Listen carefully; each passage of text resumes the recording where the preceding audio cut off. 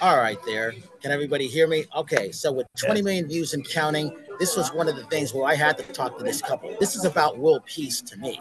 So what you guys did is something that's just phenomenal. And I've been talking about this, and I'm heading to the National Film Festival tomorrow in Southern Women in Film and Television.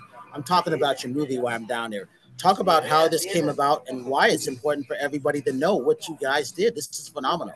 Thank you so much. Thank you so much. Yeah, it was the beginning. The beginning of this was the passing of my grandfather, which led to basically an existential moment where we said, hey, you know, he was the father of 10, beautiful family, and he had this beautiful legacy. And we were like, well, what's our legacy? What are we doing to make this world a better place for our generation, for future generations? And that began this conversation on, well, why don't we go to all 50 states, have people sign our car with their message of unity, bring people together in a time that felt like we were all kind of coming apart at the seams. And so we started, and that was the beginning of the journey. And one of the things that, you know, by bringing people together of different walks of life, I think that it reminds people that, you know, it's not a shared narrative of a future. It's a narrative of a shared future, that we have to continue to hold space for each other in our differences, because in a country that is so diverse, we have to use diversity as a way to propel us, not to hold us back. Mm-hmm. And I think we're living in a time that's very dangerous because we have a lot of work to do in this country, and nobody wants to work. Everybody just wants to fight. And in our fighting, we're falling back. And I think that's really important that people remember that we can work together. And this film is a small light in bringing people together with music and art to come back to the table and say, hey, you know, even though we don't agree, we can still do work together. And I would add to that, that a country that is uneducated and divided is easily manipulated and controlled. And at the point that we're at right now, we've got a lot of people showing up with hate. We've got a lot of people just saying, writing other groups off, being like, oh, you know what? They don't look like me. They don't talk like me. They don't think like me. I'm writing them off. I don't want anything to do with them. And the problem with all this is that we are a democracy. And if we continue on this path, this is going to be one of the number one issues moving forward, because this is anti-progress.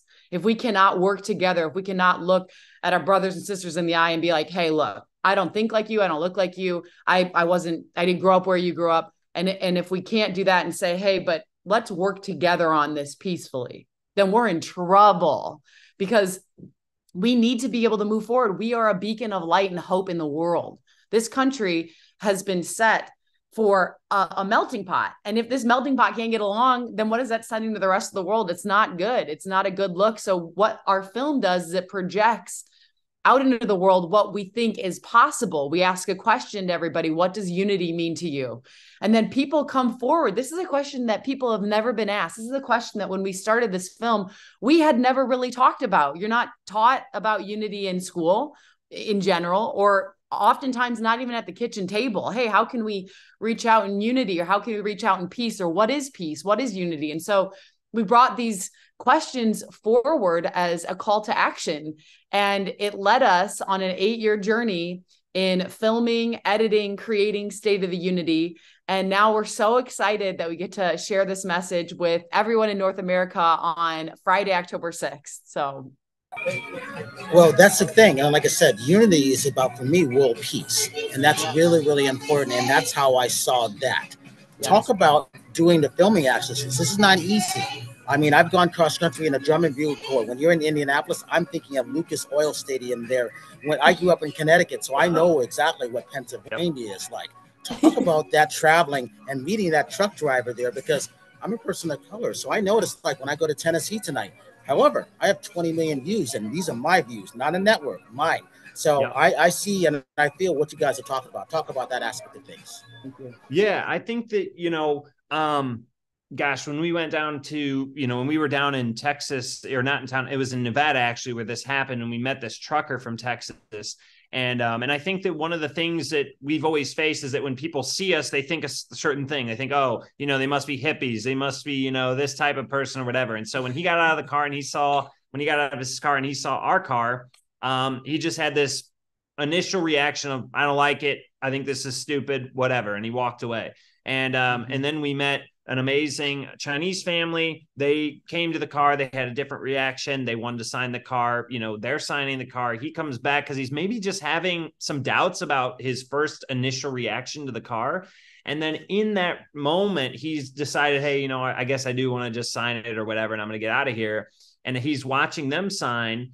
and he goes and signs, and then they finish signing and we interview them. And she says, hey, well, basically like safe travels, that type of thing. Good luck. And he says, and he leans over him. He's like, I basically wrote the same thing. And in that moment, he went from someone who had judged us, who had said, this is stupid. This is like maybe some left-leaning, whatever propaganda. And it wasn't that. It was about bringing people together of all walks. And in that, he saw that, he was sharing a message with someone who he had no connections with otherwise, but here they are all the way across the world coming to America with the same message that he would have. And in that connected them. And he made, I don't know, he just had this realization and left being like, hey, you know what? This is actually really cool because nobody is doing this right now. Nobody is out in the world bringing these messages forward in a physical manner and trying to bring people together. And that's honestly what changes people's minds, is those little moments, those little glimmers of hope. Yeah. And that's how this film is made. And that's how we hope the film can continue to live forward, and just showing people a little glimmer of hope and ultimately changing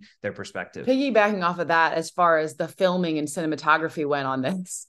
So I am not a trained filmmaker. He is not a trained filmmaker. It took us 8 years to make this because we did not go to school. So we were failing forward. We had 5 versions of this film that we literally kicked out. We're like, this is terrible. And we just threw it out and started again, until we got what we got to now. But even in that moment, so you're seeing people writing their message of unity on our station wagon. They're coming in from all walks of life, all places all over the world, different sides of party lines. People that should hate each other, that shouldn't be talking to each other, are signing peacefully next to each other.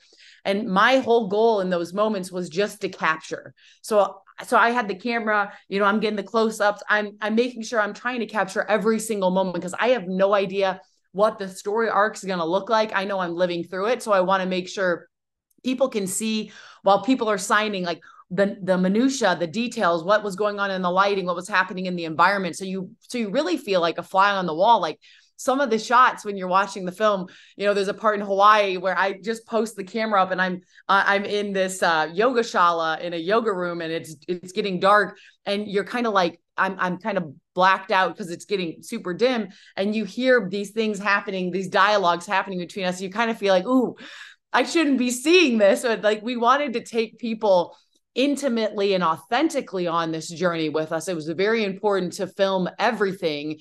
And it took 2 years to whittle down terabytes of footage just to a 4-hour chronological cut. And from that, that's how we pulled the film together. Yeah, you remind me of how Spike Lee started out with She's Gotta Have It, kind of doing the same thing, being in it and not knowing, even though he went to film school, look where he is today. So the good thing about filmmakers and documentaries, this has been a great year for independent filmmakers and people doing documentaries, without a doubt. And I've been doing this since 1987. So it's one of those things where I love what I've been seeing. So when I'm talking about on my live Tuesday night shows, I'm talking about the state of unity. I'm talking about the other things that I'm seeing. And when I go to other film festivals that I haven't even wanted to go to, they're inviting me. I'm telling them what they haven't seen. And then I'm seeing these jewels. So this is the jewel, the state of unity. And I really, really love that. Talk about what happened in Vegas, because you touched on what it's like not to have enough money to have a room. This is what America's going through. Talk about that life experience. And I'm so glad you left that in there. Yeah. I mean, that was one of the things that was really important to us, in those live shots, in those real life moments. I mean, there are moments where we literally have, we have no money. I mean, we have credit cards, and we had probably maxed those out at that point. We're 3/4 the way through the journey. We're getting to Las Vegas, and it's about 95 degrees out.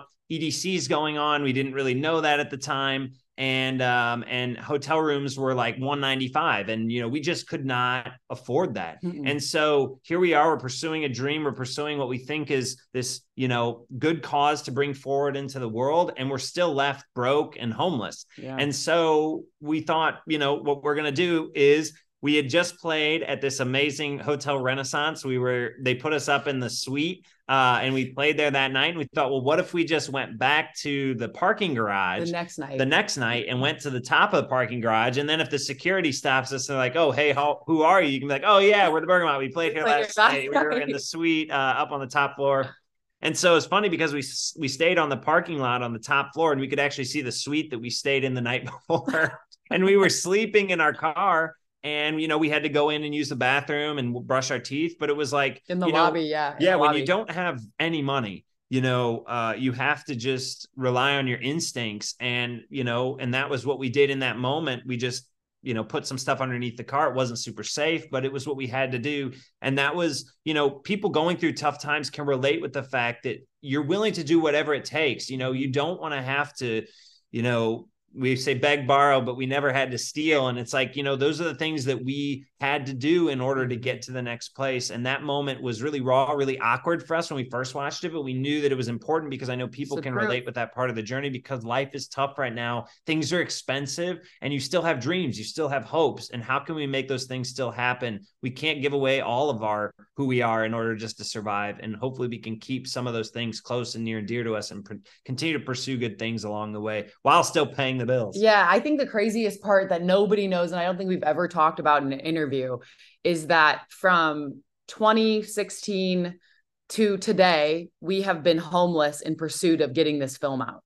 So we have been literally without a postal, code. And we have a more glamorous way of saying, oh, we're nomadic. But the truth is all of our funds have gone into this film for the last 8 years and have gone into the promotion and the marketing and our teams and stuff. So it's been a sacrifice. And I don't know if we ever talk about this enough because it's uncomfortable, right? Right now we're in LA. We're at a patron's secondary house that they offered us to stay at while we're here. And it's amazing. And we're getting ready to leave to go back on the road tomorrow morning at like 5 a.m. But it's like, we're in a constant state of influx. And the reason why is because we deeply believe in a better future for this country. I would not be doing this if I did not believe there was hope. And when all hope seems lost, and trust me, we come up with, we're talking to people who are like, I think this is ridiculous what you're doing. I don't believe in what you're doing. Oh, you think you're filmmakers, you're nothing. We have people tell us this. What do you believe in is the question. and the thing is, I can tell you that I keep going through this. I keep moving through this one day after the next because I believe that the divine has sent us to do this. And I believe in people. I believe in people's hearts being able to open up and change through storytelling, through sharing, and through the power of music and art. I do believe that there's a better way. And maybe call us crazy, but what we say is we're willing to put it all on the line in pursuit of the American dream. And if you don't believe in that, I'm kind of afraid of what you believe in. You know what I'm saying? Well, it comes down to this. I got to have you guys on our live show because this film is too important not to have it out there. You have to always be talking about films. You can't never do a one and done like most people do. We at Movie Reviews and More, we don't do that. And as far as your car goes, we actually have 2 live artists that I found that actually paint. So they do what you did with your car. They do that on their painting. Everybody comes up and writes what they want. And I've actually done that on our live off-Broadway shows, Beautiful. Which is great. And if you guys are hitting the road again, if you're going to Tennessee, if you go to Tennessee, meet me in Nashville. All right. I'll have you be our guest at Southern Women in Film and Television. I'll have something for you guys. I'm challenging you. We're coming. Challenge accepted. No, seriously, accepted. All right, because like I said, I will be there tomorrow. I'll be for the National Film Festival of Southern Women in Film and Television. You know what I'll do? I might even put you on one of the panels with us. Oh, that's what I would do. Because the women there, I love them, and they let me do what I want. Because if I hadn't gone in 2018 like what you guys did, I would have never have. We wouldn't have 20 million views. We have 8,100,000 out of Franklin. So once a year, twice a year, I go down there and do all of this. That's why I'm going. And usually I bring my team, but this time I'll be there doing. But I'm going to be talking about films like I always do, because again, these are my numbers. I get to do what I want, and they love when I come down there and talk about them. That's so Thank great. you. We'd be honored. Thanks for your hard work and thank continuing to, share good independent films that we're all out here trying to get the word out, and appreciate your help and support and making that dream come true. Last question. Talk about your music because it's important. Yeah. So we are the Bergamot, and we formed in 2012 and went on our first tour at that time. 2010, you know, it's kind of a malleable thing. And we've been writing music. I have a background in classical guitar, studied music in college. Jillian did as well, classical voice and guitar. I play guitar, piano, and sing. We do productions. We just came out with a new song called Roll It Up, which is available on all the DSPs right now. And we're coming out with a new music video here in the next week. And we have a brand new album out called Far Out. And the bedrock of the film is our music. So the entire soundtrack, State of the Unity, will be coming out early in 2024. We're very excited about that. And our music is, it's got like a very uplifting essence. It's very dynamic. There's a lot of chord progression and changes and interest. It's not like a 4-chord song and out. It's like very dynamic and it's very harmony driven. So if you watch the film and you're listening to music, you're going to hear lots of harmonies happening. And that's like what we specialize in. His voice, my voice coming together almost as one. And then having tons of background harmonies. And we've had the opportunity to open up for like the Bare Naked Ladies and All American Rejects. And One Republic invited us to open up for them as well. And so we've had some really cool experiences performing all over the world. And one of the things I want to say about music and film and how it all ties together is that I've always looked at film as a very sacred space for music. Mm-hmm. I grew up loving films like Vanilla Sky and other films where music was a huge part. I don't think the film would exist without the music. Yeah. And obviously the music was lifted up by the film. And so, you know, I think that in our film, we were able to use this music to heighten moments, to create and share those moments in a very tangible way and go into the space that words can't quite get to, that I feel music goes into. And so we hope that in our film, the music is this gel that brings it all together and heightens the moment, because it's a fully original score in the film that will be coming out shortly after the film is released on October 6th. And it's really, we think it's a really fun way of showing and showcasing both the music and also the message, and bringing that message forward in a unique way and kind of creating a piece of art that feels very, very organic, but also very grassroots as well. Give your social media links for everybody. Yeah. Yes. So you can go on to Instagram and Facebook at The Bergamot. That's BERGAMOT. And YouTube, The Bergamot, and then thebergamot.com. And yeah, those are probably our main ones right there. Yeah.